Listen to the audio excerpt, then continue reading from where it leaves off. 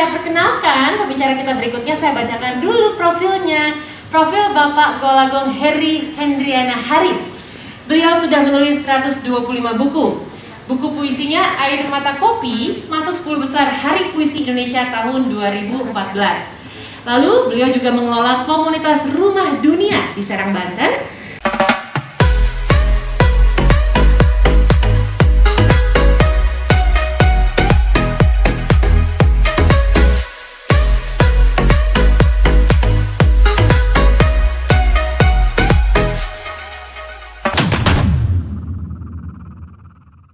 Hendrayana. Saya baca Hendrayana tahu.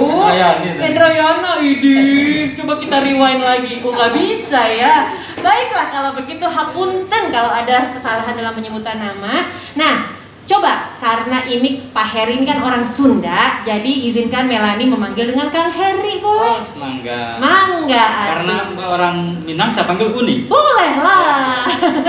Justru kita harus mencintai budaya Indonesia. Status ya. Iya, jadi baca apapun lah ya. Oke. Boleh juga baca status. Boleh ya, asal jangan status mantan.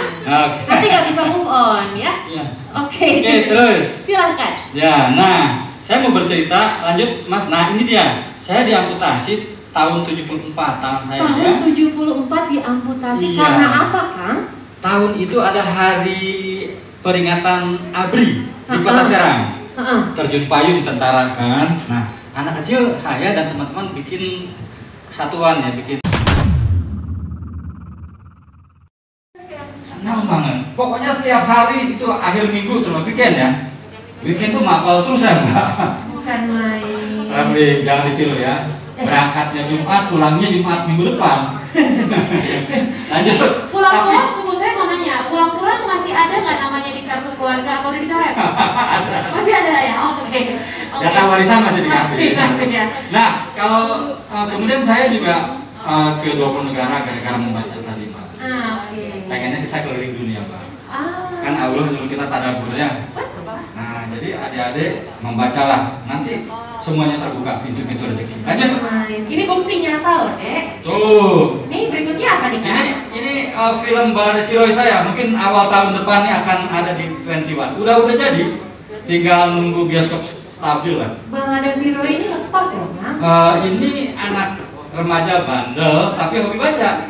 Oh, Jago siapa main. yang main itu siapa? Anaknya almarhum Ustadz Jeffrey. Masya Allah. Pak Jarno Bros mbak yang jadi sutradara. Mantap. Nah, kalau meraih saya pakai musik. Nah itu cewek mah kelopak. Nah, cuman ini settingnya tahun 80-90 belum ada WA. Oh, jadi pakai telepon koin ya? Iya. Iya kan? Kami dirayu ya. Iya, pakai benang soalnya waktu itu pacar saya. Iya. Kalau ditolak dihancurin tuh foto-foto. Kalau sekarang ngebanting. Oh, kalau sekarang ditolak malah ngejelek-jelekin si ceweknya ya. Di sosial media? Di apa? Iya. Nggak boleh tuh. Jangan ya. Kita harus hargain perempuan ya. Betul. Nah ini nih ya salah satu karya dari Kang Heri. Balada Siroi novelnya juga ada. Novelnya. Karyanya di toko buku Gramedia. Baik. Ya lanjut. Nyebutin produk boleh. Boleh lah. Nah ini sinetron saya. Jadi kalau ada orang seumuran saya ya sekitar 40-35 nonton di RCTI, ini novel-novel saya deh. Oh. Ini di sinetronnya di RCTI. Waktu itu saya masih kerja di RCTI.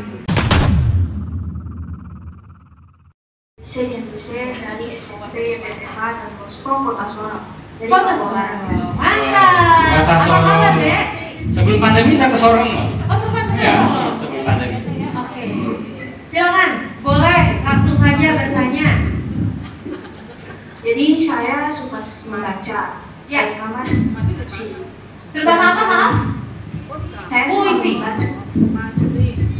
Saya suka membaca terutama lewat aplikasi. Aplikasi. Nah itu karena Dek, maaf deh. Mikrofonnya jangan dipegang-pegang deh. Coba mikrofonnya dilepas saja, tapi dekatkan ke mulut coba. Nah, Halo? ya, cakep. Jadi saya ingin menjadi penulis, tapi saat ingin membuat cerita, saya seringkali bingung bagaimana caranya membuat cerita. Udah itu aja. Saya ingin bertanya bagaimana cara saya dapat membuat cerita dengan baik. Bagaimana caranya, langkah-langkahnya begitu ya bisa ya? Ya, langkah-langkah untuk membuat cerita. Silakan. Langsung jawab nih. Silakan. Saya kirim lewat WA enggak? Oh jangan. Oh, jangan. Sekarang aja. Mungkin nanti boleh lewat WA kalau ada yang mau nanya-nanya. Silakan Ya. dicatat nomor handphone yang tadi. Tapi sekarang mau Oke. gambaran garis besar boleh dijelaskan. Oke, ini adik anakku ini saya panggil ya. Anakku Elise Jenbise, SMP Don Bosco Sorong ya. Ada tempat makan kuliner bakso di depan masjid itu di Sorong. Pernah kau baca adik makan bakso di situ?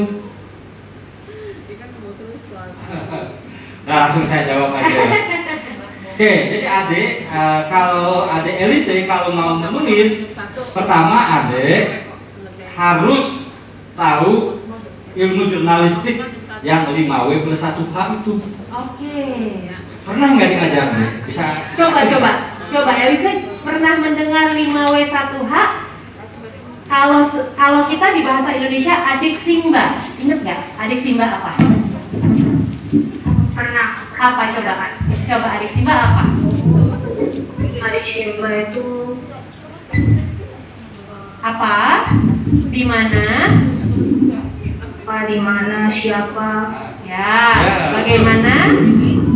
Ya, itu dulu yang dikuasai Ya, itu ya Kak. jadi adik Elise misalnya keluar rumah mau menulis cerita, maka siapa yang akan ada tulis? Pak polisi kah? Tukang jualan inang kah? Sirih itu ya di Sorong. Punya seorang duta baca, duta literasi. Ya, Duta baca tepatnya ya, Bu. duta baca ya. Duta baca Indonesia. Kemudian saya tadi melihat banyak sekali Kang Hendrayana sudah menghasilkan 125 buku. Ya, kemudian duta baca nasional, kemudian sudah menjadi tadi sudah pernah memberikan kampanye membaca dan menulis di Indonesia. Jadi terus terang saya kagum dan sangat luar biasa ya. Seperti ini sepanjang saya ini membina perpustakaan di sekolah itu ada kampanye membaca dan menulis. Lalu bagaimana Bu perkembangannya dari kampanye itu? Ini dari SMP 9 Pangkal Pinang ya, Bu Asmawiyati ya Bu ya? Iya, Ibu Asmawiyati. Oke. Saya sering loh ke Pangkal Pinang. Sering tuh, kapan-kapan harus mampir. Diundang oleh perpustakaan sama kantor bahasa. Nah, ya, Iya. yang ditanyakan apa Ibu? Mohon maaf. Begini ya, kebetulan kan buku-buku di sekolah kita itu terus terang sekarang ini banyak sekali kalau anak-anak bisa datang ke perpustakaan. Iya. Anak-anak tuh kalau ditawari membaca buku yang misalnya buku selain literatur, mereka kurang tertarik. Terus karena kamu ingin membaca apa? Anak-anak tuh bilang, Bu, saya ingin membaca novel, saya ingin membaca cerita tentang binatang-binatang, saya ingin membaca tentang cerita bergambar. Dan saya lihat sendiri, kalau anak-anak itu membaca buku yang bergambar, itu mereka sangat antusiastik sekali gitu. Sangat berada di perpustakaan begitu. Beda kalau mereka membaca buku yang sifatnya agak ke pelajaran, itu kayaknya mereka mungkin udah di kelas, udah belajar gitu ya, mungkin udah pernah belajar di kelas. Mereka ingin ada semacam Hiburan ya. adalah semacam tempat rekreasi setelah Ya. karena di kelas begitu penat, mereka datang ke perpustakaan, mereka jadi terhibur. Nah, yang jadi pertanyaan saya itu bagaimana ya caranya kita bisa mengkampanyekan membaca dan menulis itu kepada siswa anak didik kita di sekolah kita agar mereka lebih tertarik dan antusias datang ke perpustakaan. Oke, Bu, kalau boleh tahu dalam seminggu atau Senin sampai Jumat dulu nih ya sebelum pandemi, anak-anak berapa banyak sih yang suka datang ke perpustakaan? Kalau untuk masa-masa pandemi ini nggak kurang. Kalau sebelumnya? Sebelumnya itu lumayan banyak. Tapi mereka sering menanyakan buku novel Atau fabel gitu ya? Atau cerita-cerita fabel. Kalau Iya. buku fabel mereka rebutan. Dan terus terang Iya, buku fabelnya gampang gitu. itu kurang. Gitu. Buku fabel justru kurang di sana. Baik, Kurang. baik. Dijawab langsung sama Kak Heri ya Bu ya? Ya Bu, gampang. Gini, tadi Pak Mulyatsa itu sudah tadi memberikan info ke saya. Memang salah satu kendala di perpustakaan sekolah, satu koleksi buku yang kurang variatif, itu ya. Kedua itu penjaga perpustakaan itu guru yang selalu merasa ada pekerjaan tambahan karena dia sudah disibukkan dengan mata pelajaran, sehingga guru-guru itu tidak memiliki passion. Nah, lalu larinya ke program. Nah, saran saya Bu, kan sekarang mudah-mudahan tahun depan tren COVID menurun. Amin. Kita kembalikan perpustakaan menjadi bergairah. Caranya begini, libatkan siswa, libatkan siswa nih Bu. Literasi digital, minta ke kepala sekolah ada pojok podcast. Oh, itu? Iya, salah satunya ya. Jadi nanti antar sekolah itu ada duta-duta literasinya. Jadi mereka dijadwal oleh Ibu hari Senin misalnya. Tugas kelas 1 pas ada kan gerakan literasi sekolah itu 15 menit. Betul. Jadi ada podcast tuh si kelas 1 mewawancarai temannya yang misalnya bisa aja dia lagi kekurangan uang untuk ikut study tour. Di podcast sama mereka.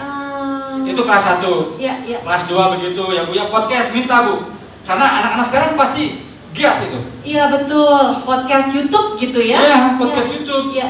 Yang kedua, buku-bukunya karya mereka. Jadi gimana tuh Kang? Jadi si anak-anak itu ditantang untuk menuliskan bisa puisi, quote yang sifatnya instagramable lah. Coba bayangkan kalau misalnya tugas kelas 3 sebelum lulus harus menyumbang satu buku karya sendiri. Karya sendiri dalam bentuk apa? Bisa kumpulan puisi, bisa kumpulan quote, bisa kumpulan foto instagramable gitu ya.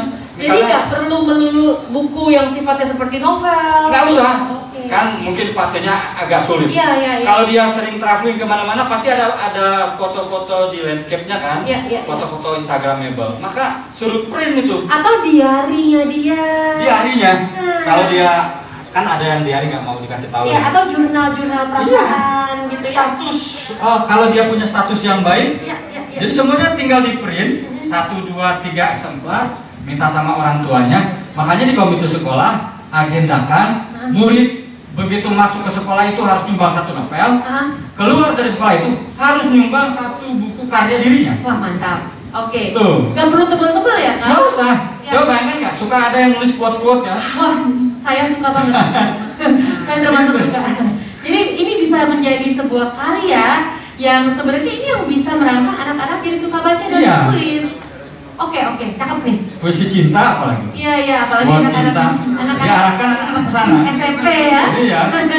Cintanya cinta ke sesama, ke lawan jenis, ke orang tua, cinta ke teman-teman, ke Tuhan, ke keluarga, ke negara, ke negara, lingkungan. Iya betul. Oke, baik. Satu lagi. Apa tuh? Sekolah bikin lomba, misalnya lomba menulis tentang Pancasila misalnya. Jadi bagaimana anak-anak itu memahami, menafsir Pancasila. Iya. Misalnya keadilan sosial atau persatuan Indonesia. Udah nanti dikumpulkan. Wah ini menarik nih. Soalnya anak saya ya, kan anak saya kelas 5 SD kan. Sekarang dia senangnya bercerita, lebih mudah. Tapi untuk menulis sulit sekali. Ini yang harus dimulai dibudayakan. Gini. Kalau kamu bercerita ya, oke bercerita. Keluar tuh semua. Jadi tapi ceritanya dituliskan, jangan kamu harus menulis. Orang kadang-kadang menulis apa ya? Tapi kamu ceritakan tentang orang tuamu. Dalam bentuk tulisan. Rata-rata bisa terpancing dengan metode seperti itu. Oke. Ibu Asmawiyati. Iya, mudah-mudahan tadi luar biasa sih kalau menurut saya ya. Itu jadi salah satu solusi gitu, bisa dicoba. Mudah-mudahan ya. Iya, bisa dicoba, nggak ada salahnya untuk dicoba. Baik.